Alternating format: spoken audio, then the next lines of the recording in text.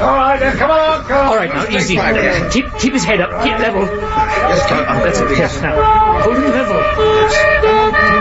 Easy. That's it. Down, gently. Come along, please. Is he still alive? Just... Hurry with the stretcher. Right, sir. Come on, we haven't got a moment to waste. Blanket. Right, Oh, wait. No, he's dead. Dogtooth by Eric Saward, with John Hollis as Detective Inspector Marlin, Manning Wilson as Detective Superintendent Hunter, and Geoffrey Matthews as Detective Inspector Meyer of the German police. Dogtooth.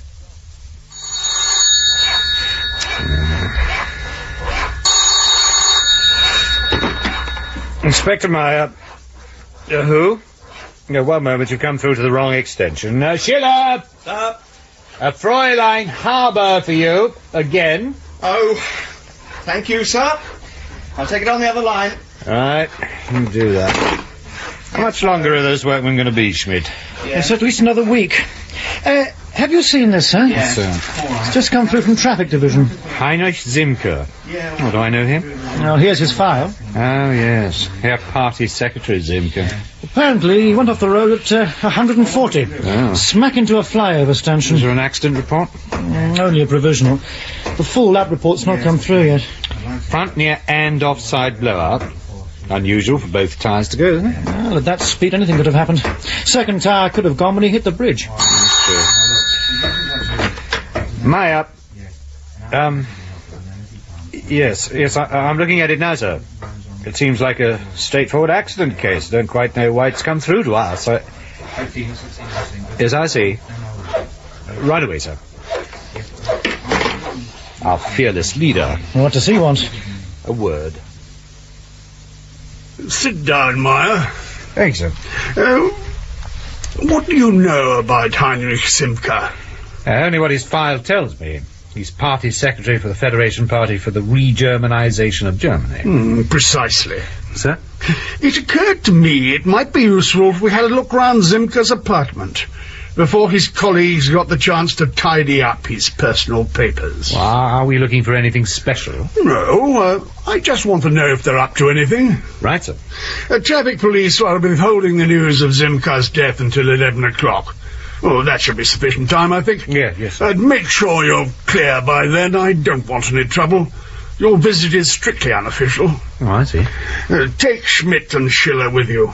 I've arranged for a locksmith to meet you there. Right, sir. I've never seen so many books outside a library before. How many do you think are here? God knows. Thousands. We haven't got to go through this lot, have we, sir? No, we haven't got time. Well, it's incredible. He has absolutely everything. It's philosophy, economics, political theory, religion. Do you think you read them all? I should think he'd read the lot. Come on, let's get on with it. There's a locked filing cabinet here. Do you want it open, sir? If you can do it without damaging it. All right, sir. What exactly are we supposed to be looking for, sir? Anything that looks interesting. In other words, photocopy everything in his desk. Filing cabinet's open. What's in it? It looks like carbon copies of magazine articles. I'll leave them. All right, sir. What do you make of this, sir? What? This photograph. Where'd you find it? The back of the drawer. Can you read the inscription? No, my English isn't up to it. It says to Heinrich, my mentor and advisor, with much love and affection, Jonathan. Simker a homosexual? Oh, I don't recall that in this file. It isn't, is it? Seems we don't know everything about Herr Simker, after all. Do you think that's his boyfriend? Well, it's certainly not his mother. Might be interesting to find out who he is. He's a foreigner. Immigration should be able to help. Not without his surname. Should be too difficult. This is the work of a professional. Yes, there we are. Conveniently franked on the back is the name of the studio, with an address in our own fair city of Bonn. Couldn't be easier. Telephone call should tell us all we want to know. Now get this through the photocopy. I can get on with it. We haven't got much time.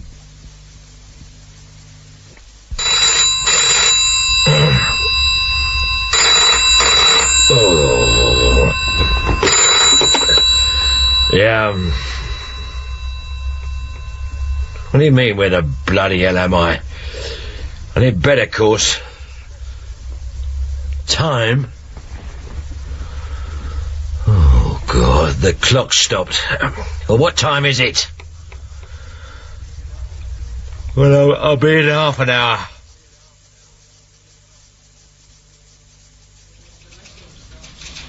Good morning, sir. Is there any coffee left? Here, have mine. I've already had a cup. I feel rough. Are you ill? No, I'm not. Do you remember Charlie Stone? From Hammersmith? Yeah. Well, I met him in the pub last night. He's just been made up to DI. Well, so we had a few to celebrate, didn't we? Yeah. How the hell I got home, I don't know. I couldn't even find my bloody watch this morning. And what time is it? 10:20. Is anything happening? No, nothing. It's quiet. Thank God for that. Although the super did say he wanted a word with us when you got in. Did he say why? No. Well, I need a fag before I can face him. You want to see us, sir? Hmm? Ah, yes. Come in, Marlin. What's up? Oh, nothing very exciting. Close the door, Sutton. Sorry, sir. Right. Now, this has just come through from Germany.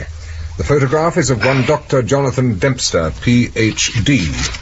Oh, it's nice. I wouldn't get too excited. I don't think he's your type. Who is he? He is a plant pathologist attached to our embassy in Bonn. Apparently he's been mucking about for some kraut pansy called Heinrich Simker. Am I supposed to have heard of him? Not unless you're into the more esoteric side of German politics. I'm not. It seems he's policy coordinator for some tiny little right-wing party there, calling itself, Die Föderation-Partei zur Wiederdeutschung des Vaterlands. Certain right. At least he was. He was killed yesterday in a car crash. How did they get on to Dempster? Well, the Krauts took Simker's sudden demise as a cue to spring clean his flat, and they came up with that photograph, complete with loving inscription. Needless to say, it took them about 2 minutes to trace Dempster to our embassy. I gather the ambassador has been prostrate with apology ever since. What's he going to do with us?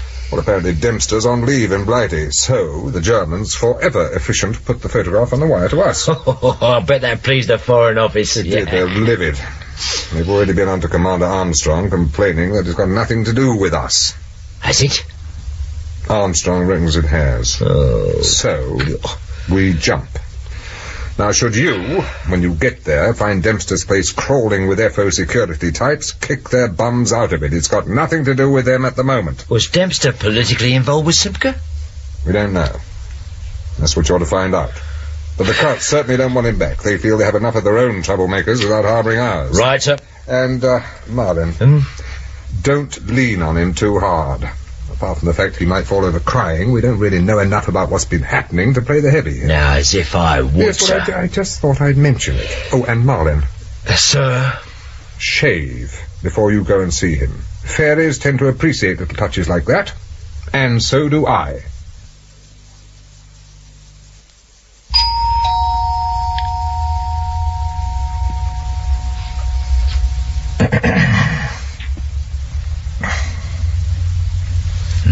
No one's at home.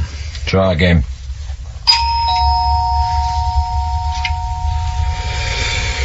We should have phoned first. Yes, Sutton. We usually do. You know me. Any excuse to get out of the office. Why is the FO so touchy when one of their blokes goes astray? It shows them up, doesn't it? I mean, it's not very diplomatic to send someone to West Germany who's no sooner off the plane than he's having it off with the local Nazis. Think there's been a breach of security? Yeah, can't see it myself. Then what was he? An agricultural advisor. Unless we started using our ladies' fighters for crop dusting, I can't really see what he could tell them. What time is it? 11:48. Well, there's nobody at home. Log the time, and that the visit was a waste of shoe leather. Right. Oh, God. I'm absolutely shagged out. I'm glad Dempster isn't in. I don't think I could concentrate long enough to think of a sensible question to ask him. Come on, let's go and get an early lunch. Hey, did you hear that? Yeah. He's in there, the cheeky beggar. You've probably heard every word we said. Come on, Dempster. Open up. This is the police. Look through the letterbox. Can you see him in there? Yes, I can see him. Get that bloody door open, quick. Right, Marlin, what's been happening? But Dempster's been beaten up. Yes, I know that much. Where is he? On his way to hospital. Is he bad? Yeah. Ambulance men were amazed he was still alive. I suppose he didn't say anything. Not a whisper. Have the forensic and fingerprint boys arrived yet? Yes, they're already at work, and I've got Sergeant Sutton coordinating the interviews of the other residents in the flat. Good, good. Marlin? Sir? Why is the front door lying in the hall? We had to break in. Yes, I can see that. What about all these courses you keep going on? Haven't they taught you how to open a door yet?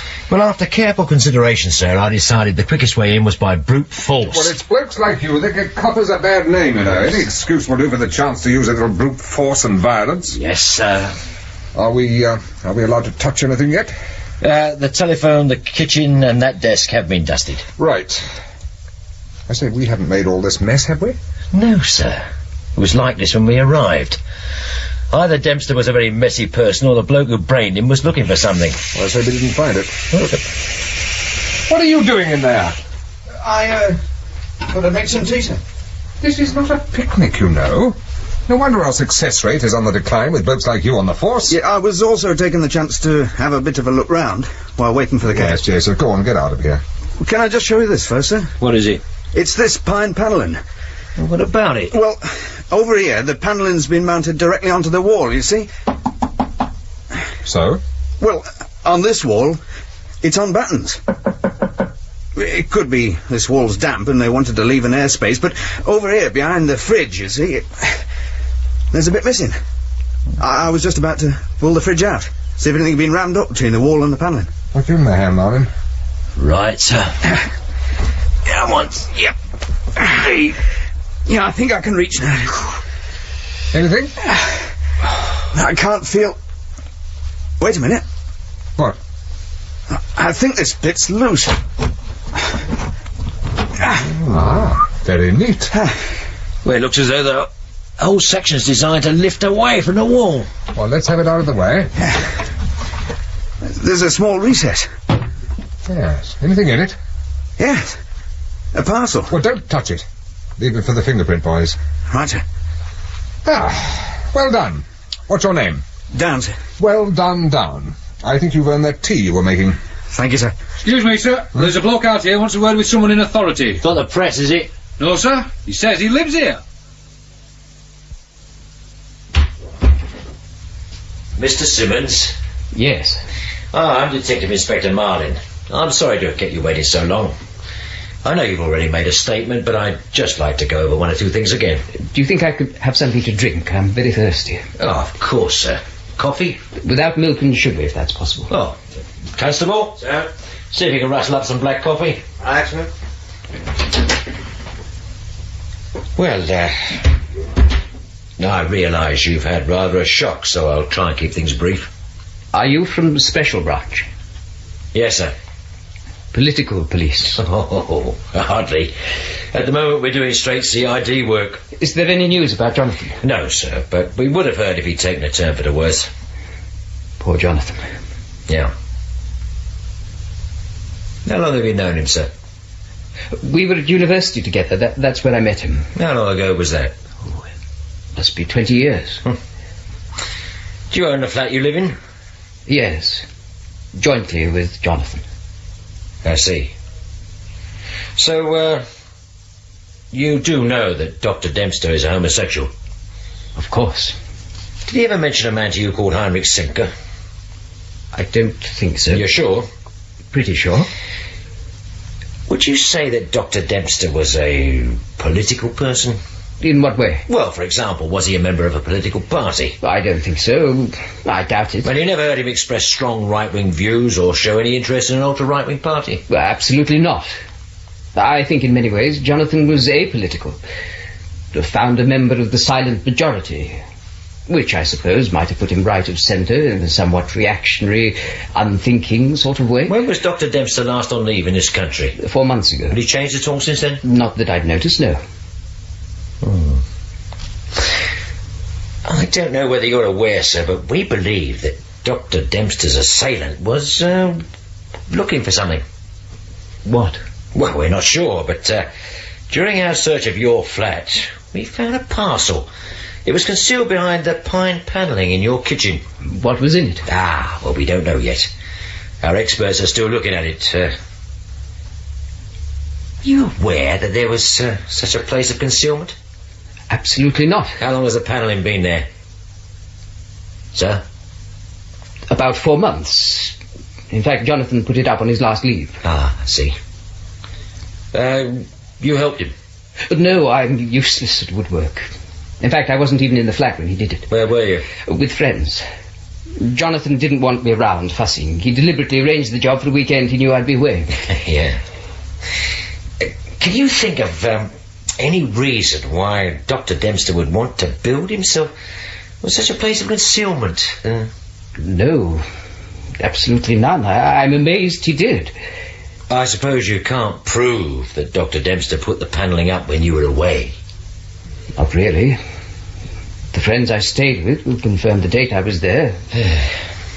The neighbours might remember the sawing and hammering. They certainly complained about the noise. We'll check, sir. I'm sorry I can't be more helpful. Will you be going back to your flat?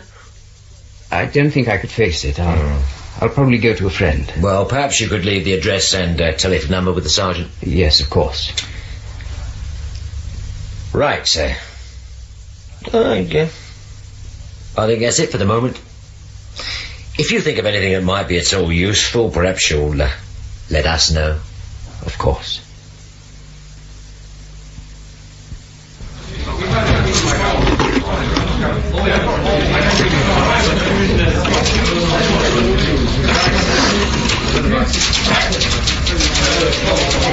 This is Inspector Marlin. Can you run a records check on Raymond Arthur Simmons? Yeah, Simmons. Address flat 10, 22 Norwich Gardens. Yeah, it's to do with the Dempster case. Huh? Well, no, it isn't priority. I just want to see what he's been up to, if anything. Yeah. So. Yeah. Oh, right, sir. Straight away. Have you spoken to Simmons? Yep. I've just finished with him. Anything useful? No. What about that hidey-hole? He says he didn't know anything about it. Mm-hmm. He said it was Dempster who put up the panelling when he was away. And you believe him? Yeah, I think so. Tell me, where was he when Dempster was beaten up? Bristol. He was there on business. What is he? What does he do? Oh, he's an accountant. Well, we'll check the story out, but I don't think there's any problems.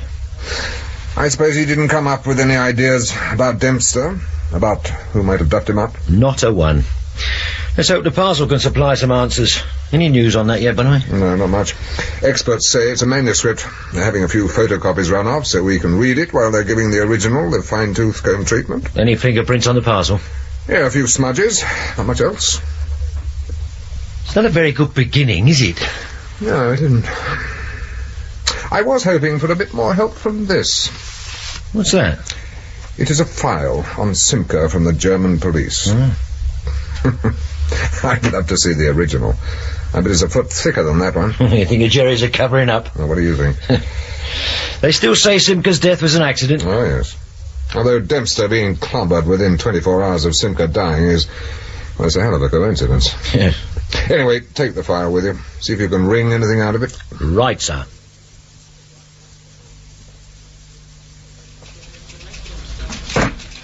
What's this? Manuscript from the lab. What are we supposed to do with it? I think the intention is that you read it, Sergeant. It's a very restrained answer, Constable. You should go far. Well, when he does, he can take that thing with him. Thank you, Constable. Sir. Oh, what do we want with this? It's a photocopy of what was in the parcel. We'd expect it to read it? Yes. There must be 300 pages. A reasonable guess. It'll take days. Not if you read it quickly.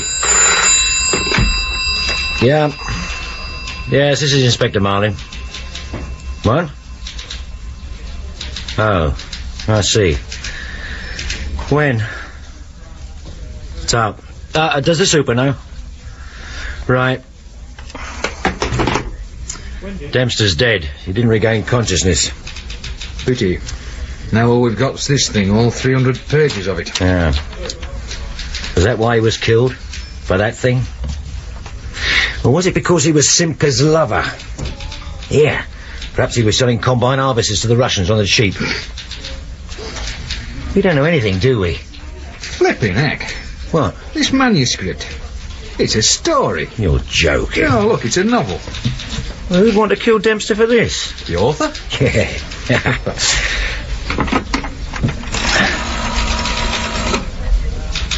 Hello, get me the German special branch in Bonn, will you? No, it's not to make a personal call. God, stone me, what sort of burks do they employ on a switchboard nowadays? It's all done in the name of economy. Who are you calling, anyway? Well, I've got a mate over there. I want to know what the atmosphere's like, and how seriously they're taking Simca's death. Guten Tag. Here is Sir John Marlin. Ich möchte Inspektor Meyer sprechen, bitte. Ach, danke schön. Ach so. Wissen Sie vielleicht, wann er kommt? Einige Minuten noch. Ich rufe später nochmals an. Danke.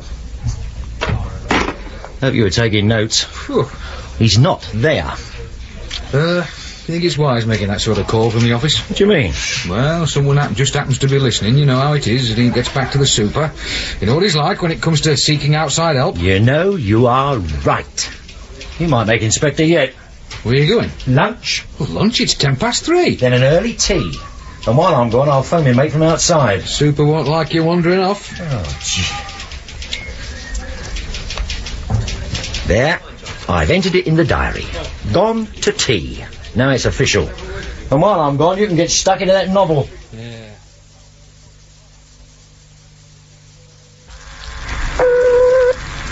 Polizeipräsidium, guten Tag. Ja, guten Tag. Konnte ich Inspektor Meyer sprechen, bitte? Einen Moment, bitte. Meyer. Hello, Vim. It's John Marlin here. How are you, mate? John. Well, what can I do for you? Well, are we still friends? Of course. What's the problem? Have you heard about, Heinrich Simca? Yes. You on the case? What case? There is no case. It was an accident. His car went off the road. Oh, sure. What do you know about Simca? Very little. You want me to send you his file? We've already got it. It's been filleted to hell. How important was he, Vim?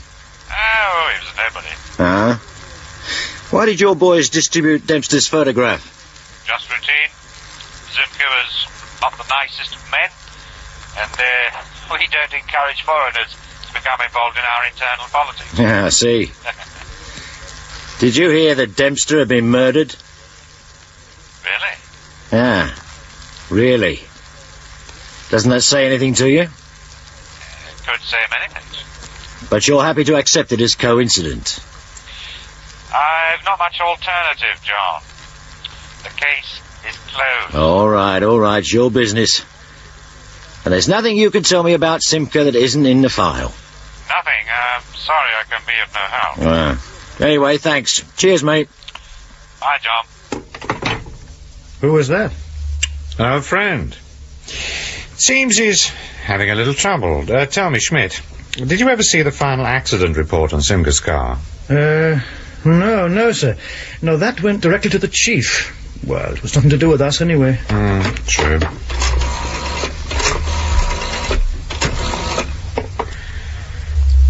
Records. This is Inspector Meyer. Could you send up all the information you have on Heinrich Simca, including the accident report on his car? I'd also like the file on the Federation Party. That's right, Simca's group. Did you think you could let me have that at once? Thank you.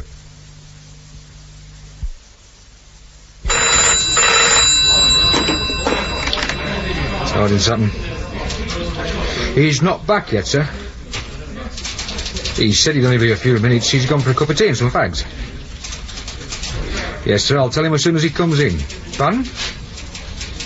Yes, I'm reading it now, sir. Right, sir. Who was that? Ah, it was the super. He wants to see you. Right.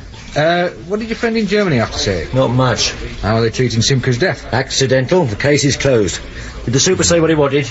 No, but I think it's about the manuscript. Oh. Actually, it's not a bad read. I've been zipping through it. What's it about? It's a spy story. You're joking. What's it called? I don't know. It hasn't got a title page. Oh, I think you better come in with me in case I'm expected to know about the subtler bits of the plot. Right.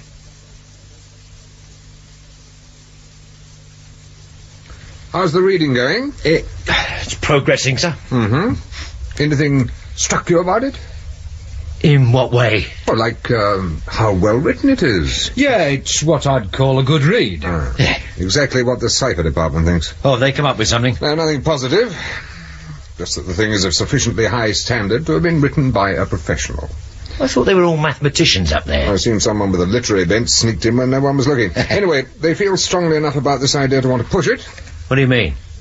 Well, they want us to find the author. Author?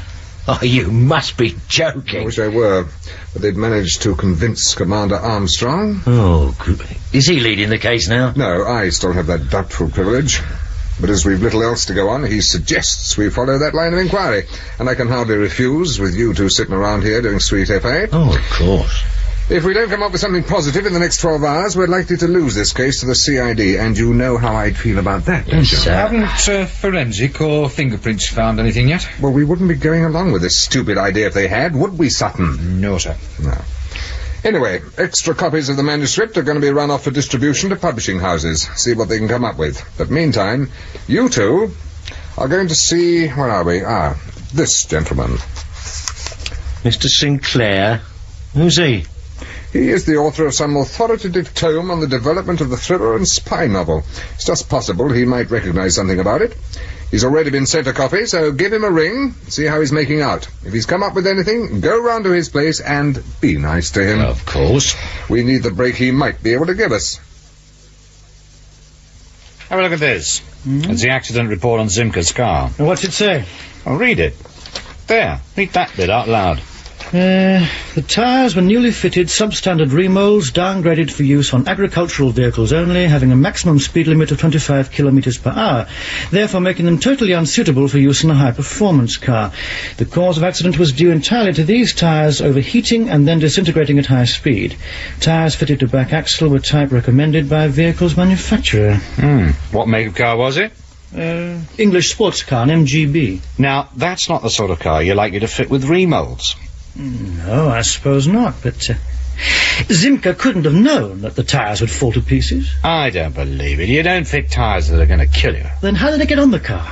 That's what we're going to find out. I want you to get onto the firms that import English cars and find out where Simca bought the car. Better still, the garage which used to maintain it. All right, sir. Yeah, while you're doing that, I'm going to have a word with the chief. You look concerned, Meyer. I am, sir. I'm curious to know what you thought about the accident report on Simca's car. Why? I'm a little uneasy about the fitting of substandard tyres on a sports car. Oh, these things happen. But don't you think we should try and find out how and why they were fitted? Oh, not particularly. I don't see why the standard of maintenance of Simca's car should concern us. It's possible if he'd chosen not to tinker with things he didn't understand, he might be alive today. I see. Did you know Dempster had been murdered, sir? Yes. Who told you? An informant. Although I would have expected to have been told about such a development. I didn't think it was important. I feel, sir, that with the condition of the tyres and the fact that Dempster died within 24 hours of Simca's accident, we should reopen the case. Simca might have been murdered. Then that is for criminal investigation, not us. I shall inform them of your suggestion. But as far as this department is concerned, the case is closed. And it will remain so unless a substantial piece of new evidence comes to light. What happened? It's got nothing to do with us. If Simca was murdered, it's now the responsibility of criminal investigation. Then what do we do? Have you been in touch with the car importers yet? Yes, he's going to phone me back. Yeah, well, you ring him in an hour. I want to know the name of that garage today. And meanwhile, I want to know everything there is to know about Simca and that damn party of his. Yes? Mr. Sinclair? Yes? Police, sir. I'm Detective Inspector Marlin. This is Detective Sergeant Sutton. Yes? I phoned, sir. We need to talk about the manuscript you're reading for. Ah, yes, come in. Ah, thank you. Would you like some tea? Oh, thank you, sir. Mrs. Noakes! You know, it is very good. Oh, please, sit down. Oh, thank you, sir. The manuscript. I've already read it twice. Frightfully good of its kind. Very good style. You know, Raymond Chandler had terrific style. Excellent characterization and some beautifully observed detail. Truly a master. Isn't Raymond Chandler dead, sir? Alas. You're saying this manuscript is the work of Raymond Chandler? Not at all. Oh, no. Then who, sir? Well, I'm not entirely sure. It certainly isn't a book I've read of his before. So? A very neat and compact writer. And, as I've said, with excellent style. Yes, his name, sir. I hope Mrs. Noakes heard... I'm sure she did, sir. He's very deaf. His name, sir? You must remember, I'm not 100% certain, but I think it's the work of a man called Richard Moore. Oh. He used at one time to write under the name of Sam Pestry. It's an anagram of master spy, which, I suppose, makes him a bit condescending towards the genre. Oh, yeah. But since he started using his own name, his work has improved greatly. Richard Moore, yeah, well, I've heard of him. Oh, it's quite likely. He used to be a very distinguished novelist in his day. I never understood why he took up writing spy stories, although he does do it very well. What makes you think it's Richard Moore? Well, there's a certain style, a feeling about the story. And, of course, there's the punctuation. What? Punctuation, Inspector. Let me show you. I've got another of his novels here. Here we are. You see, he used a hyphen instead of the more conventional inverted commas to indicate conversation. Is that unusual? Certainly in this sort of book. It's also slightly pretentious. I think James Joyce originated it, although I'm not quite sure about that. The other thing Moore does is quote a lot from other writers. If you know the quote and the context as it appears in the original, it helps make the whole thing much richer. It's very much after Eliot, although I'm not for one moment suggesting that Eliot was at all pretentious. Of course not. I wouldn't dare to think like that. No, sir. Anything else? Oh, yes. For some strange reason, his main character nearly always has a name beginning with the letter M. In your manuscript, he's called Moncrief. In the book I showed you, he's called Mace. In another, it's Mason. I've yet to work out the significance of the M. I thought it might be because the author's name began with an M. But I'm sure it's much more subtle than that. Who publishes Richard Moore? Oh, John Klein. Thank you, sir. Delta 1 to MP, over. MP, over. This is Inspector Marlin. Urgent request. I want records to rake up everything they've got on Richard Moore. Address unknown. Occupation writer. Better tell records it's unlikely he's got any form, so they'll have to search around a bit. Present all gen, with my compliments, of course, to Superintendent Hunter. Richard Basil Moore, born 1920, came down from Oxford University 1942, second-class honours degree in English literature and philosophy. Joined RAF 1943, demobbed 46, worked on various provincial newspapers before publishing his first novel, The Decline of Simple Simon, in 1949. Subsequent novels include The Nemesis Machine, for which he received the Shaft Granville Prize and the John Brannan Memorial Prize. Now, Might, published 1954, banned in South Africa. The Fall and Fall of Simon Smith, published in 1956, etc., joined the Communist Party in 1938. Oh, yeah. Hobbies, publisher, John Klein, agent Boswell Mackay, and not a word about writing spy stories. Where does all that information come from? Who's who? Any form? Oh, yes. He's a real pro. 3 convictions for drunken driving. Is that all? Well, what were you expecting, Sutton? I don't know, sir. You know, it's quite likely that this chap isn't even involved. Do we go and see him? Yeah, why not? Why not? But tread carefully, and don't tell him too much about the case. If I told him everything I knew, he wouldn't know much. You may well have a point there, Marlin, but don't spread it around. I don't care about you undermining the public's confidence in the police, but don't weaken mine. I'll try not to, sir. And don't forget to ring him first. Tell him you're on your way. Keep everything friendly. Why all this interest in public relations? Well, I have a feeling this case is doomed. Don't ask me why, because I couldn't tell you, but it's always nice to know that when this mess is relegated to the unsolved file, I shall feel a little happier knowing that I haven't offended anyone during the course of it. Meyer, A moment. It's for you, Schmidt. Sergeant Schmidt? Ah, yes, sir. Yes. Yes. Thank you very much, sir. Goodbye. That was the car, people. Well? We now know where Zimcar bought his car. Excellent. Do we go and see them? We certainly do.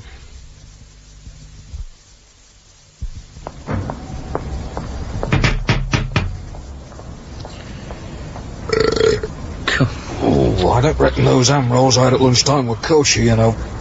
They're sitting like two hard lumps right there. Shouldn't bolt your food. I didn't have much choice, did I? I had to eat while I was on the job. Lucky old you. Do you know, I've put on nearly a stone in the last month. Go to the gym more often. You must be joking. I always get paired with Roberts when I go down there. Have you ever been in the ring with him? No. He doesn't know the meaning of a couple of friendly rounds. You know, he even tries to chop you when he's wearing boxing gloves. The man's a bloody menace. Good afternoon, sir. Mr. Richard Moore? No, I'm his secretary. Come in, gentlemen. Mr. Moore's expecting you. Thank you. This way. Police have arrived, Mr. Moore. Oh, come in, gentlemen. Good afternoon, sir. I'm Detective Inspector Marlin. This is Detective Sergeant Sutton, sir. Please sit down. Thank you. Can I offer you a drink, gentlemen? No, not for me, sir. Sergeant? No, thank you. Oh, I hope you'll excuse me if I do. You know, Inspector, you are a very deceptive person. Oh, yes, sir. Well, here I sit in complete calm, waiting for a fresh-faced sergeant to visit me, but what should arrive? A full detective inspector. No deception intended, sir. I'm sure it wasn't. But in the pyramid of life, detective inspectors loom large and important. Their comparative rarity makes them so. Your sergeant also omitted to say when he telephoned which CID division he was with. You are CID officers? No, sir. Special branch. I see. Well, that might explain why my telephone has been behaving in such a strange manner. It keeps ringing. But when I lift the receiver, I'm greeted with static. Well, I take it up with the post officer. Of course. I only ask because the last occasion I had a conversation with a special branch officer, my telephone started to behave in a very strange way, clicking and clacking as though some manic hen was pecking at the line. Well, it must have been some years ago, sir. Ah, yes. Telephone tapping techniques have improved greatly since then. I'm pleased to hear it. And you're right. It was many years ago, in those heady days when the Cold War was a Cold War, and we all marched from Aldermaston with Cannon Collins to protest about the atom bomb. The special branch was very diligent then. One or another of them always seemed to be popping in for tea and chat. But then in those days, I was very active too in the Communist Party. But not now. Well, I still have a dog-eared membership card somewhere. I dread to think how many years back subscription I owe. Things have changed so much. I mean, in those days, we even had the odd comrade in Parliament from time to time. We seemed to be getting somewhere. But the swinging and decadent, self-indulgent 60s put paid to all that. And then my interest waned. You sure you wouldn't like a drink? Positive, sir. Well, then I shall indulge alone. I suddenly feel rather depressed. Oh, don't worry, I shan't get drunk. I'm only topping up. I won't suddenly collapse or throw up or something. Well, I'm pleased to hear it, sir. So, what can I do for you? Well, I'd like you to look at this, sir. Oh, not without my glasses. Oh. Do you recognise that? Yes. Let me see. Do you write it, sir? Well, I certainly wrote the first paragraph. Is it a published work? Not yet. Oh, but it's due for publication. Well, of course, I don't write for fun. It's my latest book. What are you doing with it? Well, I'll come to that in a moment, sir. Does it have a title? Of course. What is it? Dogtooth. Dogtooth? Hmm. Do you know a man called Jonathan Dempster? Don't think so. Are you sure? Oh, I'm fairly certain. Well, can you offer any explanation as to how he might have got hold of your manuscript? None, although I would have thought that a question better put to him. Yeah, I wish that were possible, sir. Oh? He's dead. Oh. How did he die? He was beaten to death. By me? Well? I couldn't barely summon up the energy to leave the house, let alone involve myself in the clubbing to death of a man I don't even know. And what motive would I have? There's every probability the murderer was after your manuscript. Oh, my dear boy, this is incredible news. I thought I'd reached the pinnacle of my career when one of my books was reprinted in the same week of publication, but now it seems I have fans prepared to commit murder for a peek at a forthcoming attraction. The flippancy doesn't help, you know, sir. Oh, sorry. This manuscript was hidden in Dr. Dempster's flat. It was very carefully hidden. Now, there has to be a reason for that. Oh, sorry, I can't help you. What happens when you complete a new manuscript? Oh, I send copies to my agent and my publisher and leave them to fight it out. No one else gets a copy? No. How many copies are made of each manuscript? Oh, well, Peter, how many? I made the usual number. Well, how many was that? 5. Do you still have a copy? There should be at least a file copy. Would you mind if I have a look at that, sir? Why not? I'll get it. Thank you. Inspector, how did you find me? This manuscript hasn't got a title author page. No, we had an expert read it, sir. He recognised your style. Really? God heavens. You mean I still have a style? Did you know I was once considered a serious novelist, Inspector? Some critics have even been kind enough to say I could have been a great novelist. But that's all in the past. Nowadays I have to be dried out twice a year so I can write 2 books, spy stories. I dread the experience. I can't live without alcohol. So I write books that I can finish very quickly. Today I'm called a popular writer, and grateful for it, for, as you see, it keeps me in some style. Oh, your friend has started to scribble in his notebook. I feel that if he's going to do that, I should be advised upon my utterances. Well, it's just notes, sir, not a verbatim record. Oh, what a pity. I do so enjoy being quoted. Perhaps we could quote you on whether you know a man called Heinrich Simker. What? No. Oh, yes. Sir? Well, I've heard of him. He's a journalist. Or at least he was. I believe he's written 1 or 2 books on the virtues of a benevolent dictatorship. Needless to say, they're both very slim volumes. But you never met him? No.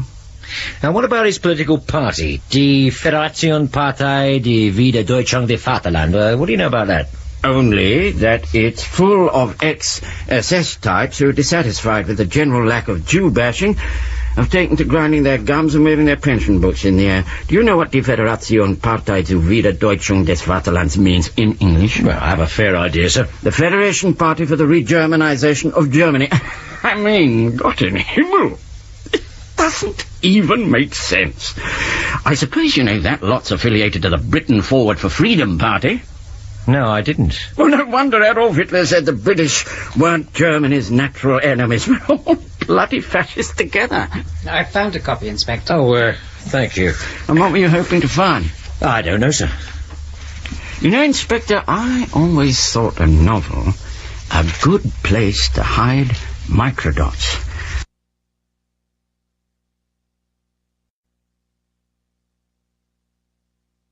What do you think of all the I's, J's, commas, colons and the like that could so easily play host to a pinpoint of film? If you didn't know where to look, it'd take you weeks to find it. Oh, you've become agitated, Inspector. Have you found something? A secret, perhaps? It's nothing very exciting, sir. Oh, what a pity. I was at the very least expecting cost analysis of the Prime Minister's off-licence expenses. Your manuscript has been copied.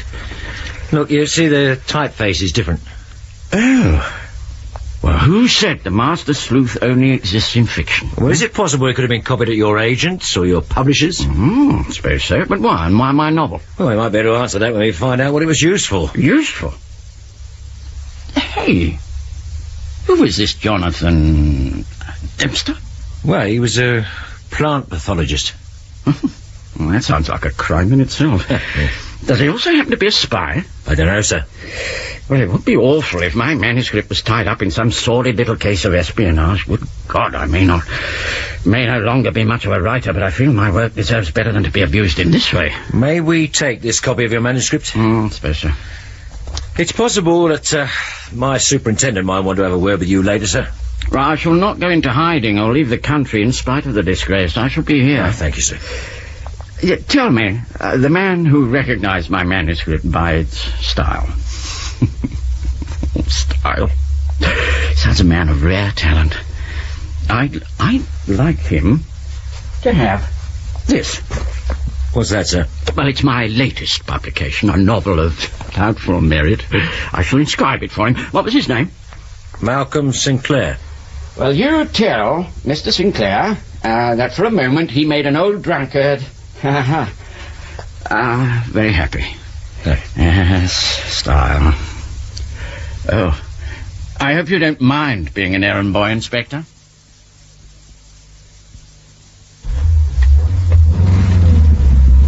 So what happens now? Well, first we get this manuscript to the experts for comparison. Then I'm going to get a couple of blokes on to compiling a list of names of everyone at Moore's agent and publishers who had access to their copies of the manuscript. That'll be a job and a half. Yeah, I know. The manuscript was copied for a bloody good reason. What are we going to be doing? Well, I don't know about me, but you, Sunshine, are going to do a bit of sleuthing into the activities of the Britain Forward for Freedom Party.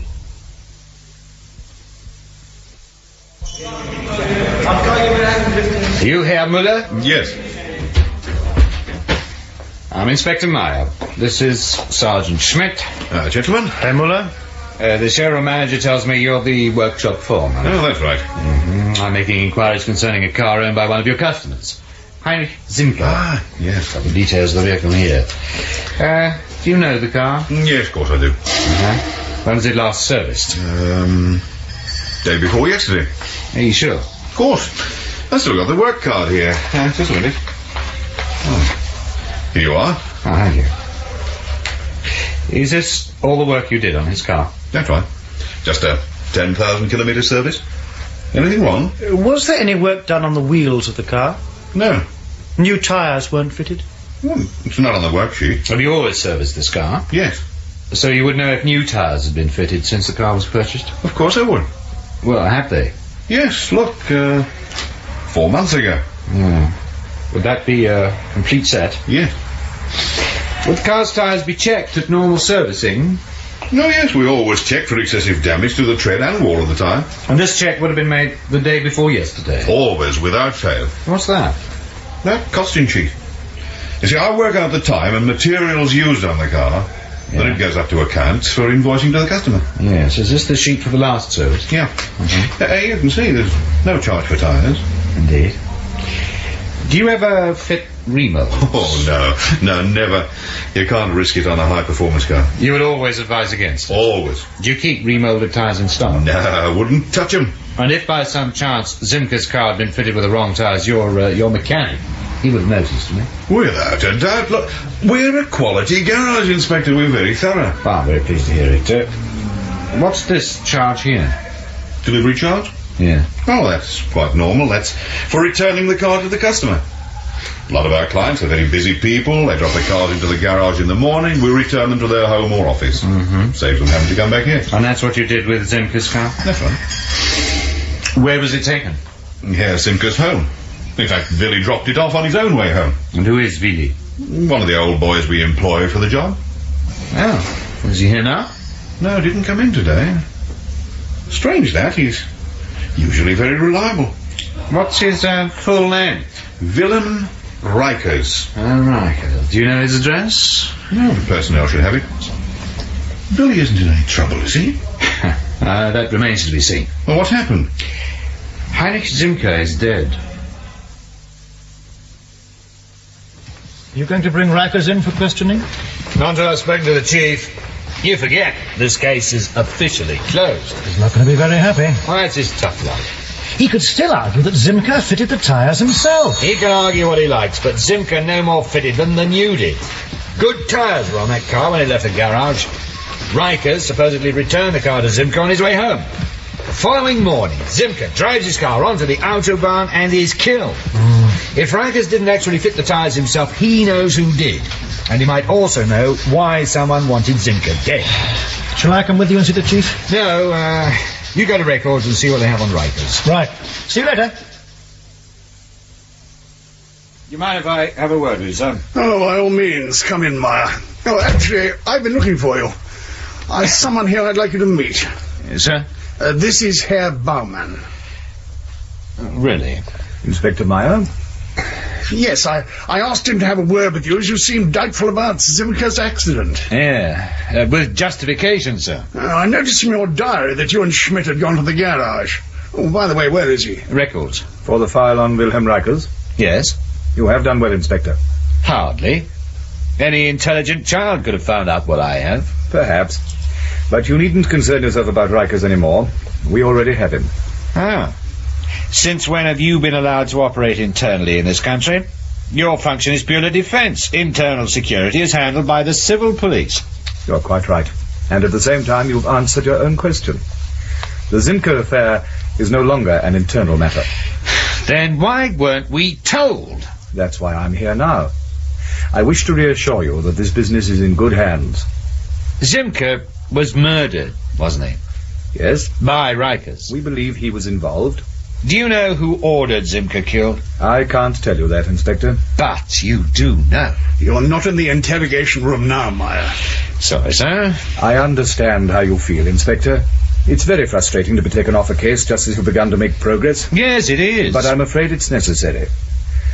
All I can say is that Simca is not all that he seems. His desire to re-Germanize Germany was not entirely what you might expect from a man of his political persuasion. Are you saying he was a double agent? I leave you to draw your own conclusions on that score. But what I am saying to you is that you are not to proceed any further with this case. It is now completely out of your hands. You understand? Yes, sir. That's it, Schmidt. We're redundant. What? We're off the case. The Secret Service is involved. What about Reichers? They've got him. Ah. At least that explains why Records wouldn't let me have his file. Did the chief give any reasons? No. I doubt whether he knows. But the guy with him did. One Herr Baumann. He knew all right. What did he say? That Simca wasn't what he appeared to be, and that his desire to re-Germanize Germany would not be what you would expect from a man of his apparent political persuasion. So, instead of National Socialism, we get, what? Could be anything. Including communism? Why not? Why not? Well, the irony would be a bit strong, wouldn't it?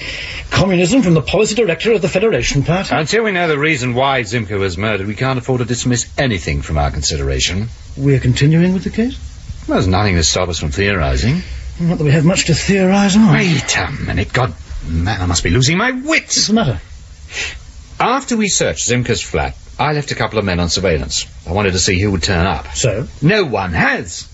Not one single soul. Still don't understand. If your policy director suddenly died, wouldn't you send somebody along to his home just to make sure he hadn't left any embarrassing documents lying around? Well, probably, but, well, perhaps Simca's party doesn't allow controversial stuff outside of party HQ. But could you afford not to check, just in case?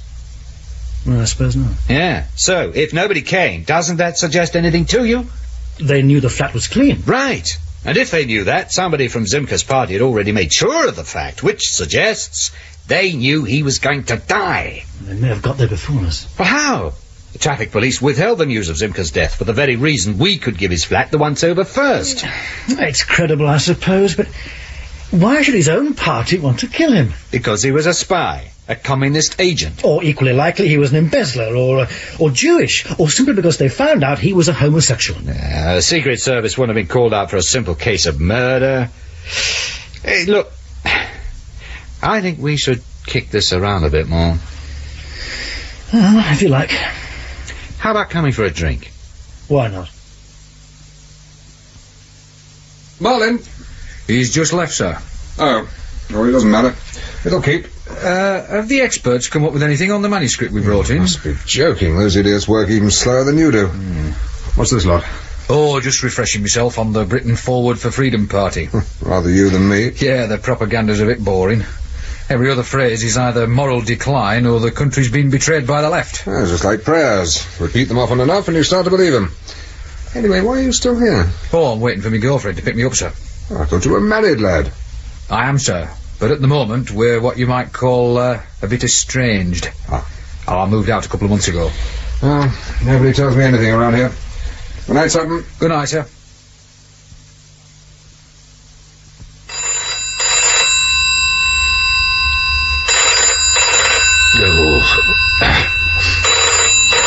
don't believe it.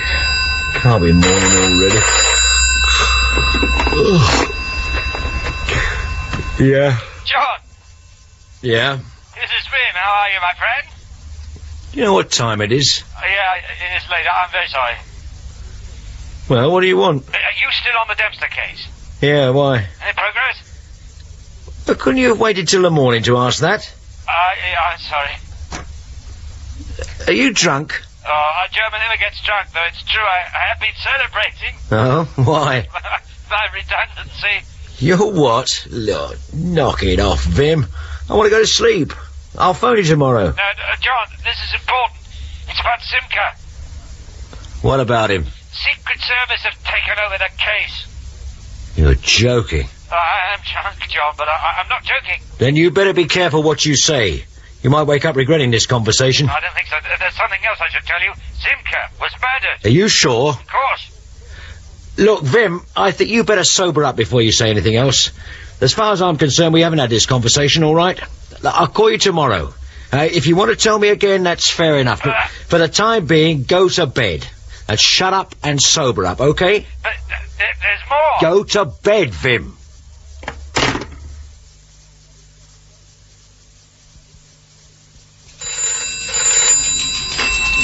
Sergeant Sutton. No, sir, he isn't here at the moment. Oh, what, sir? Oh, I see. When? I'll tell him, sir. Tell me what? Who was that? Oh, the super. He said the experts come up with something. Oh, about bloody time. Good morning, gentlemen. Right, what have you found? Quite a bit, Superintendent. Quite a bit. But I must first ask if you have all signed the Official Secrets Act. Well, oh, stop mucking about. Of course we have. Haven't we? I have. Haven't Well, there you are. Good. Then I can proceed. When Inspector Marlin brought the second manuscript in, the one from Mr. Moore, we decided to run a straight word-for-word comparison with the one found at Dempster's flat. And the first thing we noticed was the difference in typeface. Brilliant. Bloody brilliant. 7,500 a year this bloke gets. Please don't be facetious, sir. I also happen to be worth every penny. Now, as you can see, the copy found in Dempster's flat has been typed on an ordinary machine. Inspector Marlin's copy, obviously, on an electric model. Now, the next thing we found was much more interesting. Here's the list. As you see, a total discrepancy in the names of characters in the two manuscripts. Now, I wish to reserve judgment on the names in the Dempster copy until I put them through the computer. But I tell you this, one or two of them are very well-known real people in the business world. How long before you can check the names? A few hours, but there's more. Now, look here. This is page 112 from Inspector Marlin's copy, and this is the same page from the Dempster copy. You see? An additional paragraph in the Dempster copy that to the casual reader is part of the story. It's so neat. So simple. Well, what does this extra paragraph tell us? I mean, what does it mean? It means absolute chaos, Superintendent. What's he talking about? In the chapter containing the additional paragraph, the author describes a coding machine. In fact, it is not unlike the Mills coding machine being used by our embassies at the moment. In the additional paragraph, there is a key word mentioned, to all intents and purposes referring to the machine described in the book. And that means chaos? When I discovered the paragraph, I got on to the head of cipher at the Foreign Office to see if he could make anything of it. No. I was still in the middle of reading the keyword when he fainted. It was for real? Precisely. It is our current keyword. Anyone who has access to a Mills coding machine would be able to decode any information being passed between London and any one of our embassies. As easily as that? Indeed. How many people know the keyword? In this country? Yeah. Head of cipher, of course. A few civil servants.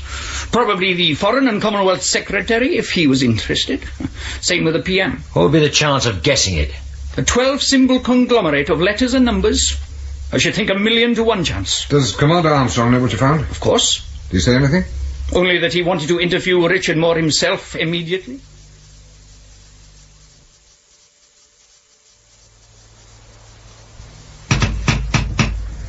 You think Moore's mixed up in this? And we'll soon find out. Taking his time? Yeah. Have a look through the window. Right. Oh, my God. What's up? Come and see for yourself. It's Mr. Moore. Get that bloody window open.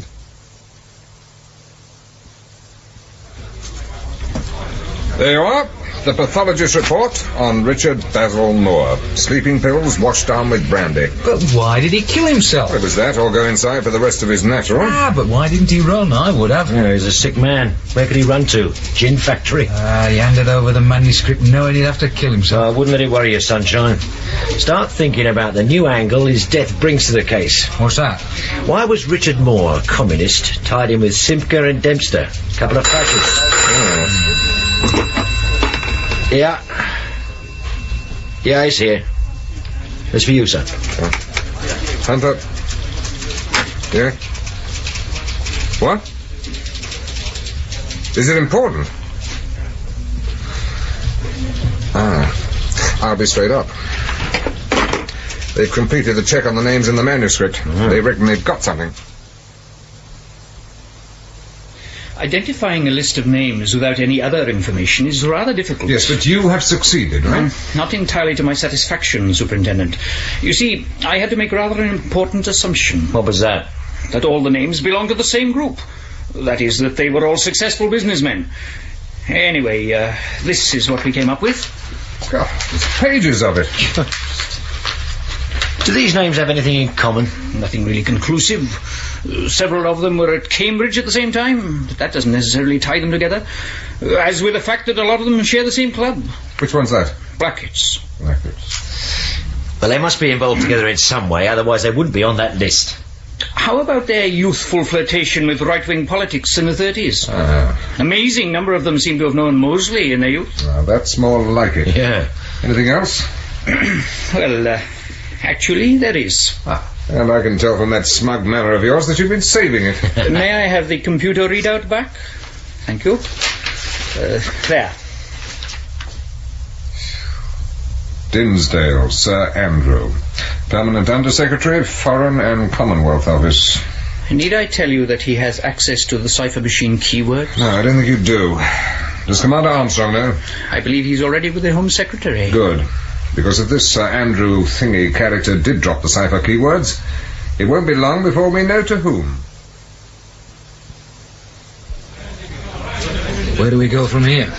Well, we start with a check on Blackett's club. What exactly are we supposed to be looking for? The missing link. Evolutionists have been looking for that for 150 years. Why are we suddenly supposed to strike lucky? Well, because our link's easier to find, sunshine. We want to know what connects Dempster, Richard Moore, the gentleman listed in the Dempster manuscript, and Blackett's club. Well, if you can tie in Simker as well, I'll personally recommend that you're immediately promoted to Inspector. That's very nice of you. Not at all. Mind you, at the moment I'd settle for an explanation as to why that list was ever compiled. I mean, if the experts are right, it's dropped Sir Andrew What's-It right in it. Yeah, when we find the link, we'll know why it was made. Inspector Marlin. Well, now, sir? Right. Well, the super wants yet another word. I think he must get lonely in that office all by himself. You carry on, I'll be back in a minute. Right. We are out, Marlin. Out, sir? The FO have slammed the door on us. We're to discontinue the investigation into the Dempster case. Why? Because of the keyword cipher business. They say it's no longer an internal problem, but a matter of national security. The Secret Service boys are to take over. Well, where does that leave us? Out in the bloody cold. Where else? Well, what about Sir Andrew Dinsdale? They won't let us near him. Security boys get him. As soon as one of the FO boys get into trouble, they clamp down. They hate the civil police poking about in their business. Or do we, comply with the order? Close the case down? No. What then? We continue. Keeping, as they say, a low profile. I want this department to find out what Dempster was doing with that manuscript and what that list of names is all about. You're the boss. Look, I've got a mate on a special branch in Bonn. It's my opposite number, actually. Well, I could give him a ring, couldn't I? I mean, sort of suss out what's happening over there. See what they found out about Simker. I don't know. Well, you wouldn't have to know anything about it. I'm prepared to make the phone call unofficially. If he doesn't know anything, well, fair enough. It's risky. But, Yeah, what you do in your spare time is more or less your business. But I don't want to know anything about it. If your friend's got anything interesting to say, I don't want to see it in any report that the source of your information was the German police. Right? Right, sir. And don't make the phone call on the premises either. Meyer. John Marlin. Oh, hello, John. Hello. Are you alone? Yes. What about this line? Is it safe? Oh, probably. Ah, good. Do you remember the conversation we had earlier this morning? I think so. Look, Vim, we've just been closed down as well. By national security? Yeah. And that worries me. How far did you get? Well, that's what I wanted to talk about. Because in the middle of all this right-wing stuff, some shagged-out old communist seems to have got himself involved. Really? Now, that doesn't surprise me at all. Now, listen.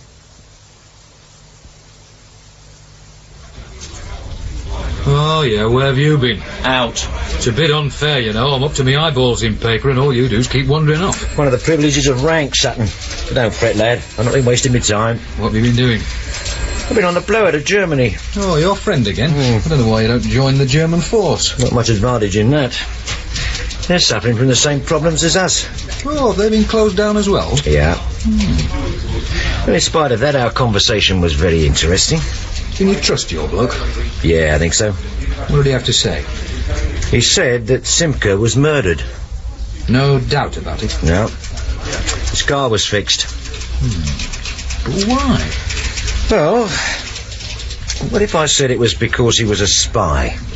A double agent? A communist who'd infiltrated the Federation Party? I'd inquire which pub you made the call from and how many you'd had while you were there. None more's the pity. How official's all this? Well, the death bit's for sure.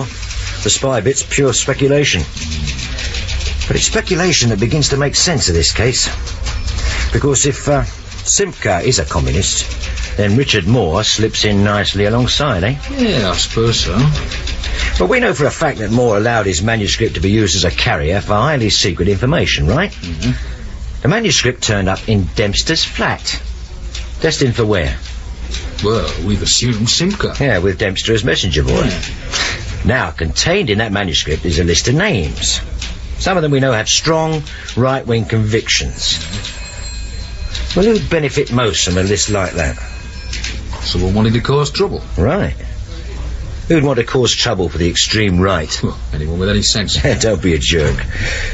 That manuscript was destined for the Kremlin, or thereabouts, along with the cipher keyword. I suppose it's possible. Possible? So, John, lad. I'm not so sure. I've lost money on bets like that in the past. What we still don't know is who compiled the information for Moore and where he got it from. What about Dempster? I don't see it myself.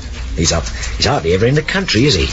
I mean, the person who got that lot together, he'd spent a long time building up contacts. I mean, that sort of stuff doesn't just fall into your lap, does it? Unless your lap was in the right place, that is. What do you mean? Suppose there's a Simca in the Britain Forward Party lot. Yeah, it could be. Well, in that case, it could mean that this list is of all the special members. The elite. The ones who don't want it known. Yeah, but most of the party's top brass have been there for years. I can't see one of them having that sort of change of heart. Then it must be a younger man. Relative new boy in the party.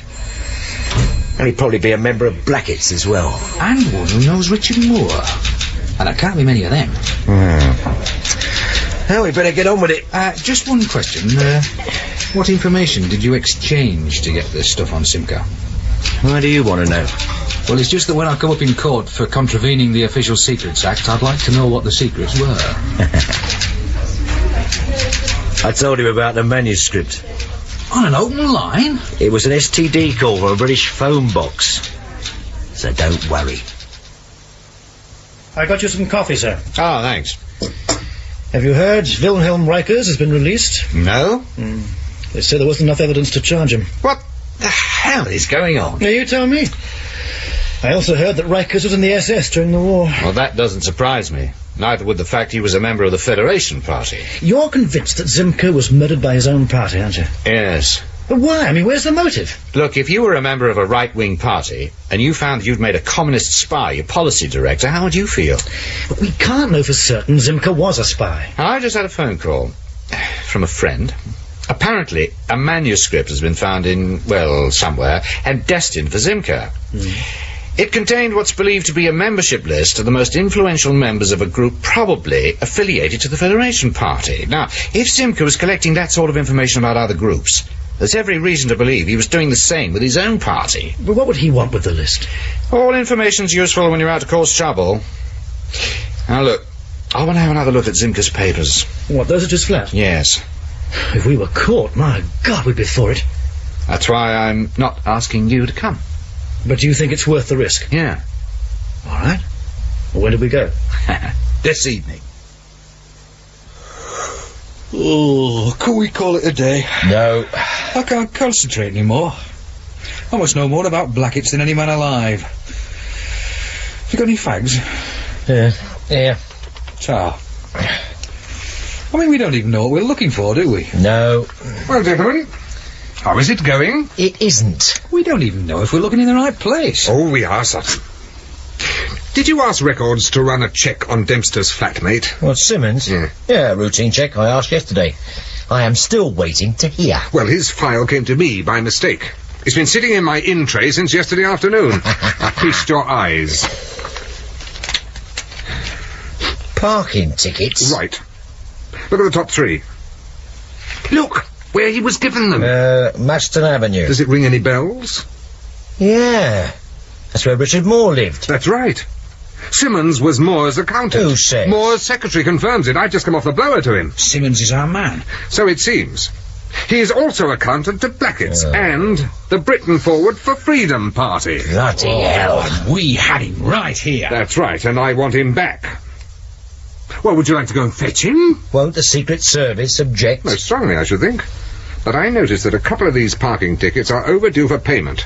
I'll have a word with the traffic division, see if they wouldn't mind us popping round just to remind Simmons about them.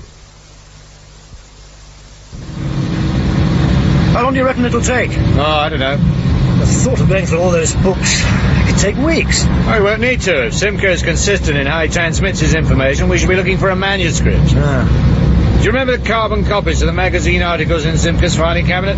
Yes, what about them? We'll start there. But what will we be looking for? Names. Information that seems out of place in the article. Is that all? Surely you wouldn't want it any easier. Pull over, let this lot pass.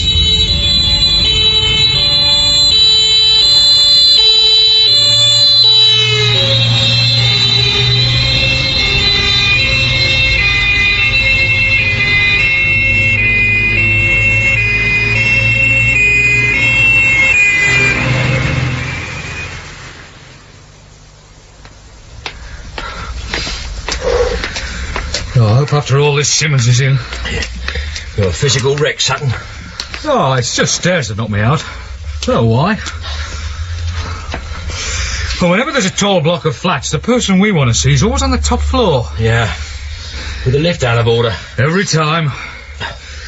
I'm cursed, you know. I believe you. Can't help it. Are you all right now? I'll do. You realise Simmons may not want to answer our questions. He may want to fight instead. I'll be ready. I won't let you down. Good. Because I'm depending on you. Oh, at least someone's in. Yes. Good evening, sir. We're looking for Raymond Arthur Simmons. I believe he's staying here. Yes, well, he was. That is, he moved some of his stuff in here yesterday. Where is he now, sir? Oh, he's gone away for a few days on business, I believe. Where to?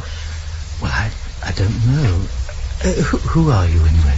Police, sir. Ah, yes, he had some trouble, didn't he? Is something wrong, sir? What? No, why? You seem rather nervous. Oh, well, Are you alone, sir? Alone? Oh, yes, I am. Really? Step into the hall. Come on, move! What's all this about? Why the guns? Special branch over by the wall, hands last night. Frisk him, Sutton. Look, I haven't done anything wrong. He's clean. Handcuff him. Now, sir, Who's in the flat? Look, it's no one. It's just a few friends. Why did you lie? I don't know. I'm sorry. Is Simmons in there? No, that's the truth. Right, lie down. Come on, hurry. Go of me. Now lie very still and shut up. Call the heavy brigade, sir. No, we'll risk it. I'll go in. You cover me from the door, right? Right. Ready when you are. Okay.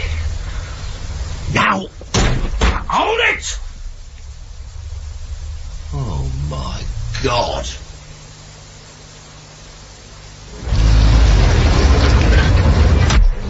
Can't be Zimker's flat. The fire chief's over there. Hey! Get back on the other side of the barrier. Please, Inspector Meyer, what's happening? What does it look like? Which flat? Number 15. Zimker's. Anybody hurt? No, everyone's been accounted for. Is the damage extensive? We've managed to contain the fire to the flat, though that's a write-off. Any idea what caused it? Gas leak. You sure? The flat had been empty for a couple of days, probably a faulty valve on the cooker. There's no doubt. Well, the fire started in the kitchen. Escaping gas is usually the reason when a fire starts in an empty flat. Don't worry. The police will get a full report tomorrow. I wonder. Sir? This fire. One hell of a coincidence. It could be an accident. I know. But I also know it doesn't take much skill to fix a gas tap. There's the man who might have done it. Baumann! Who's he? The security man I met with the chief. Baumann! You go back to the car. I'll be with you in a minute. Right, sir.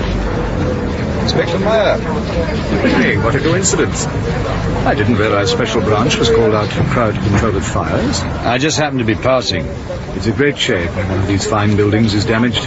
I hope they can restore it. May I ask what you're doing here, sir? Get that tender out Like of you. here. I just happened to be passing. On my way home, in fact. You realize it's Zimker's flat on fire? So I gathered. A great shame. Even more so, as the Secret Service won't be able to examine Zimker's papers. Is that so important? There's a rumour going round. Zimker was a communist agent. Rumour? I thought I'd handed that one to you the last time we met. Aren't you bothered Zimker was a communist agent? Not particularly. Why not? Could you summon up much concern over a left-wing pervert who had managed to infiltrate a right-wing party? Then why did you shout national security and take the case out of our hands? I don't think I've ever shouted in my life. Somebody did. I really can't understand why you're so concerned. Because I smell a cover-up. And it concerns me when it's done by the Secret Service. What's wrong, your Come now. The Federation Party is a collection of silly old men with their heads buried in the past. So why was Zimker a threat? And why was his flat destroyed? The fire was an accident. Ah. The fire chief confirms it. I might have found that more acceptable if I hadn't found you warming your hands by its flames. All right, Inspector. We'll have a little talk if that's what you want. How much do you think you know? I'm not sure of anything. If I tell you what I can, you'll stop ferreting about, wasting your time? I might. All right, but you'll be disappointed. There's very little. About 3 months ago, we had what we call a blowback. That is when classified information has been transmitted to the other side, and, for one reason or another, we get to hear about it. Yes. Forever vigilant, we traced the source of the leak to some humble clerk in the Ministry of Defence. It was pathetic. The stuff he was passing on was of such low quality you were able to read about it in the newspaper the following day.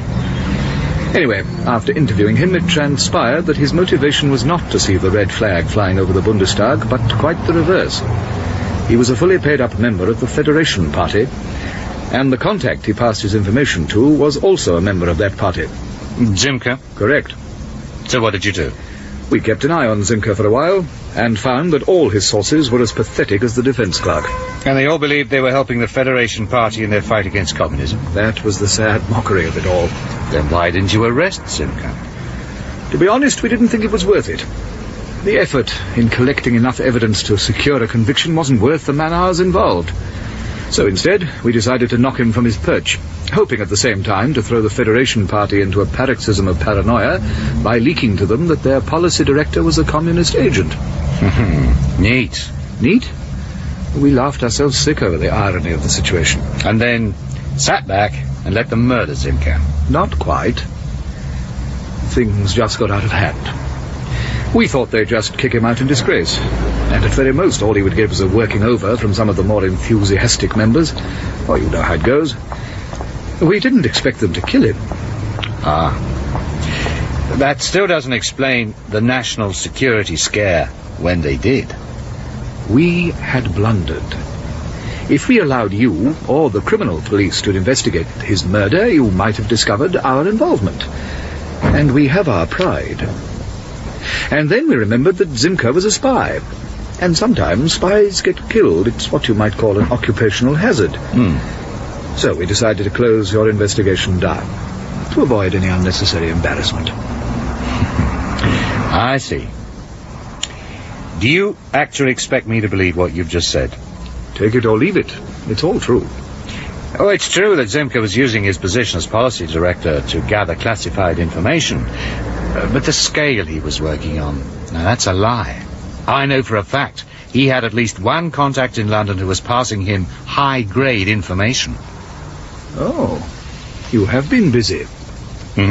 I also know that one important British civil servant has been arrested, and that Jonathan Dempster, Zimker's associate, has been murdered. Now, that's not small-scale, that's international.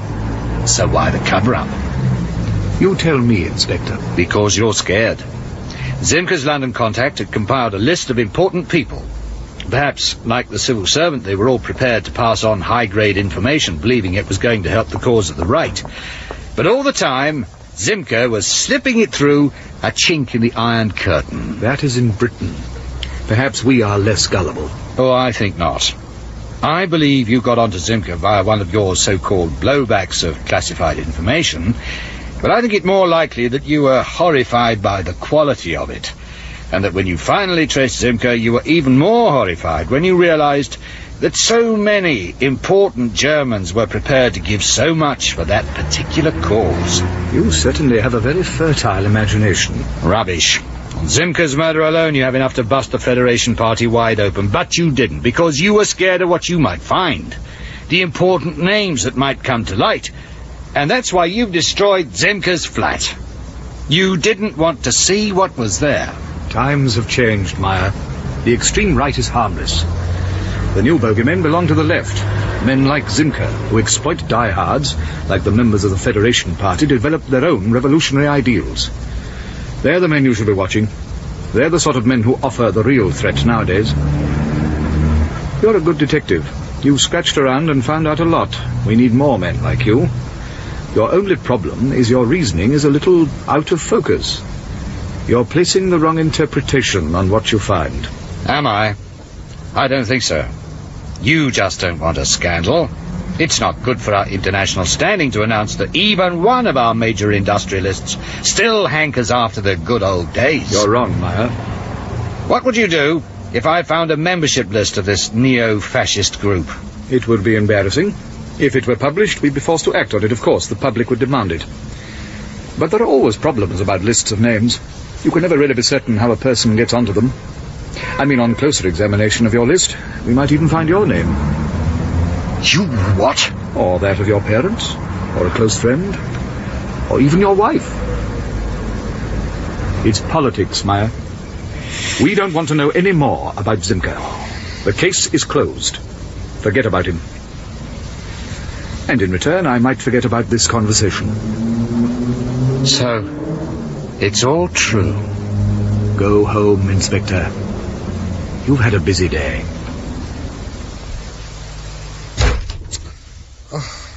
I can see from the way you've just splintered my door, you didn't get Simmons. No, I didn't. I charge into this flat, waving my gun like John Wayne, and what do I find? 3 poxy transvestites sitting around drinking coffee. I am sick to death. We don't meet normal villains nowadays. I went along expecting to arrest a communist agent. Well, don't let it get you down, Marlin. Simmons has been found. Oh, where? East Germany. Oh. Intelligence reported he was seen getting off a scheduled flight to Dresden yesterday afternoon. Yesterday afternoon? Yes, he went straight from this office to the airport. Oh, needless to say, Armstrong wants my guts. You see, we all have problems. You realize this case has been one great monumental shambles from beginning to end. Well, I can't blame you. We did our best. We were even taken off the case. We had Simmons. We had him in the interview room. We let him go. That's all Armstrong sees now. Well, at least he didn't get the manuscript. He doesn't have the names or the keyword. That's very slight evidence to present in mitigation. Yeah, so what happens now? Suspension pending an inquiry. No, thank God. How come? Because of this. Note how Special Branch receives its information nowadays via the evening paper. Sir Andrew Dinsdale dead? That's what it says. Fell to his death. From his own office window. It's very convenient. Oh, they can't blame us for that. Secret Service wouldn't let us near him. Yes, you're right. And that is why we're off the hook. What do you mean? Because there won't be any need for a trial. I don't understand all this. Well, if you can remember back that far, Sunshine, Sir Andrew's name was one of many found in the Dempster manuscript, right? Yes. And many of the other names belong to distinguished men of commerce and industry. Now, if Sir Andrew had gone for trial, someone, somewhere, might have started asking questions about those other names. And as this is probably the unpublished elite of the Britain Forward for Freedom party, that would have caused a lot of embarrassing questions. Yeah, like, for example, what actually constitutes their support. Precisely. Were they offering goodwill or hard cash, or, like our friend Sir Andrew, national secrets? And his death saves all these questions. Right. After all, this is the glorious land of the free. It's not illegal to belong to an extreme right-wing party. It's just an excuse for a big cover-up. It's called playing politics. As far as our careers are concerned, we should be grateful. Big deal. I always fancied myself as an honest cop. This is Special Branch, lad. You can't afford fantasies like that when you're in this squad. So nothing at all will happen? Oh, yes, something will happen. Armstrong will send for me and give me a right mangling. I will come back here and give you, Marlin, the same. Then I'm sure you'll go out to Sutton and your other minions and do likewise. That's what will happen. Oh, what a farce. After all this, we still don't know who murdered Dempster. I would think it's likely the same people who murdered Zimker. Anyway, the case doesn't concern us anymore. It's been handed over to the CID. Oh, what'll they do with it? Kick it straight into the unsolved file if they've got any sense. Because they won't make any progress with it. The Secret Service will see to that. Well, cheer up, Sutton. It's not as bad as that. Let's go and have a drink. Better still. Let's go and have several. In Dogtooth by Eric Saward, Detective Inspector Marlin was played by John Hollis, Detective Superintendent Hunter by Manning Wilson, and Detective Sergeant Sutton by Eric Allen. Detective Constable Down, Alan Devereux, Mr. Simmons, Alaric Cotter, Richard Moore, Haydn Jones, the expert, Ray Llewellyn, and Mr. Sinclair, Philip Garston-Jones. Inspector Meyer of the German police, Geoffrey Matthews, Sergeant Schmidt, Nigel Lambert, Chief of Police, Alan Lawrence, Herr Muller, Ralph Lawton, and Herr Baumann, Roger Hume. The play was directed in our Birmingham studios by Roger Pine. Next week.